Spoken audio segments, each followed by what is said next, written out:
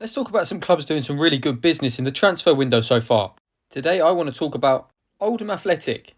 Oldham were promoted from the National League last season, winning the playoff final against Southend. He was their squad for that game. A few players weren't in the squad, possibly missing from injuries. And here is their squad after they released some players. Some players returned to their parent clubs and some players have moved on. Kitching's gone to York, Pritchard's gone to Rochdale and Ragland's gone to Barrow. Slightly concerning for Oldham because 5 of their starting 11 from the final have moved on. However, they have made a whole host of signings to fill the gaps.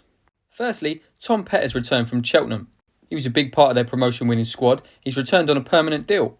Jake Leake also spent some time at Oldham last season on loan. He was released by Hull and has now signed for Oldham on a permanent as well. Donovan Daniels has signed. He's a very experienced Football League centre-back. This isn't my favourite of their signings.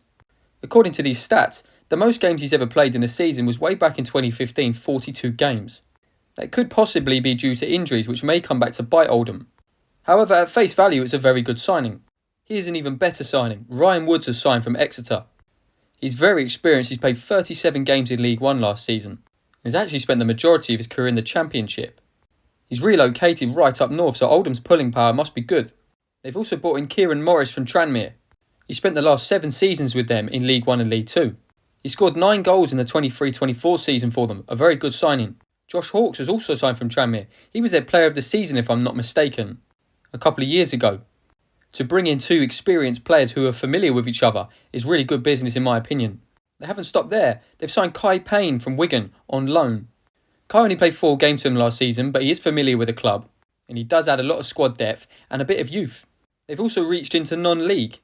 Jack Stevens has been very, very impressive for Solihull Moors, who have been equally impressive over the past few years. There's no doubt that he can step up into EFL football. He's now got that opportunity with Oldham. Luke Hannant, very similar story for Gateshead. 15 goals in 44 games for them last season. He's now making the step up to EFL as well. And then finally, another familiar face through the door, Kane Drummond.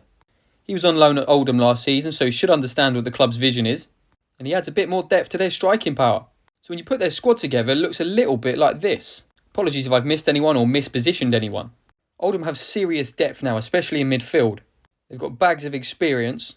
If they are playing a 3 at the back though, it does look as if they're a little bit thin in the back line. But it's looking rather impressive. So the positives for Oldham. Top end National League squads are already prepared for the EFL. They've just added to that. They've brought back familiar loan faces. They've got loads of depth and loads of experience. The negatives is that potentially they've gone for quantity over quality. Possibly too many faces through the door. The squad also maybe lacks a bit of youth and susceptible to injuries and late goals. However, my prediction, a playoff push for Oldham.